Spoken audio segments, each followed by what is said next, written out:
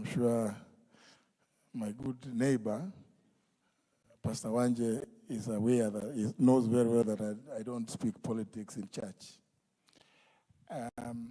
I've come here to also give my condolences to the family of the late Albert Ojwang', a young man whose life, as we all know, and indeed I want to agree with the church, for nearly a month we have spoken, expressed ourselves in different ways. Listening to Albert's mother and Albert's wife has really touched me. As a father, a parent as well. And those of you who perhaps might have heard in one way or other, I posed a question on 12th of January this year that yes, I was lucky when my son was abducted that I was able to try to get all those people and finally was able to get to the president, whom I told, standing next to me, please can you call Nuruddin Haji, the Director General of NIS. He's the one holding my son. And there in my presence, the president calls him, and he did. Nuruddin says he will be home in the next 1 hour. But I posed the question, and I still continue to pose this question. How about Albert's mother? How about Albert's father? And several others who could not and cannot have the opportunity of getting to the highest office in the land. This is the result. So I come here to grieve with Mzee Ojwang' and your wife and family because it is painful. And I keep always asking, you know, we have a very elaborate national anthem. The first stanza begins by these words: O God of all creation, bless this our land and nation. Plenty be found within our borders. Justice be our shield and defender. Justice be our shield and defender. Why are we not practicing this? And virtually at every national event, the national anthem, and more particularly, that first stanza is always sung. Do we do it as a pastime? Is it just a ritual? Do those ones have meaning to us? Because if they do, we will not be seeing these kind of situations. When the young people of this country, well-educated like Albert,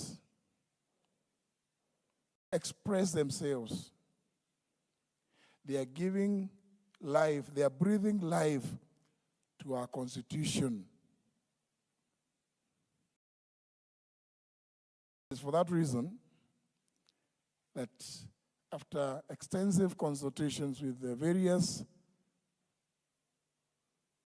groups of people in Kenya, we have decided not to go the route that has always been followed in this country of asking government to set up this, set up the other. We've seen so many commissions. Many of you, of course the young ones may not remember the Kiliku Commission, the Akiwumi Commission, Ndungu Commission, the TGRC Commission reports. All of them made certain recommendations, and they address one key issue: governance in our country. Injustices in our country. we could stand here, say whatever we may wish to say to Condole this family. But the pain will live on. It's for that reason, using the provisions of Article 1 of our Constitution, we came up with the People's Restorative Justice Commission, which will be based on the African values of Utu, in some places called Ubuntu. Because all societies coming from a history of oppression, injustice, human rights violations, have always had this problem of how do we get over it. We hope with Professor Ogola and others that we should be able to come up with something that gives us a way forward. This culture of forgive and forget and move on, we must say as a country, never again. Never again. If we are to build a country that respects humanity. I mean, we are the ones who have educated these young kids. It cannot be that when they come to question the way we do things, we treat that as criminal. Yet we continue to call ourselves a democratic country. I'm calling for an end, and we will be setting up various places where we want to collect all material, and this will not be submitted to government to go and gather dust in offices. We want the Kenyan people to own this process so that we say, never again. We cannot continue losing lives in such a harrowing way. This story has touched very, very many people in this country and indeed across the world. A vibrant, healthy young man, intelligent, losing his life in the manner that Albert did. And then all we hear are stories. We must say, never again.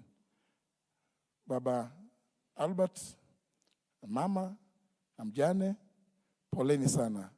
May the Almighty God give you the strength, the courage, and the fortitude to continue bearing this pain. And know it will linger for a long time. We'll continue keeping you in our prayers, and we'll do everything that we can to make sure that we too are felt by the rest of the country. As for the young people, we will see, as they say, Reverend, they will see me upon you, ya hema. God bless you. Thank you very much.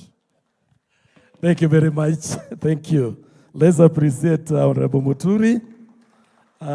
Young people, your bus is found. Leading this service is tough, but by the grace of God, I've made it. We want to get to the point of the word at this very special moment, and we'll call upon the President.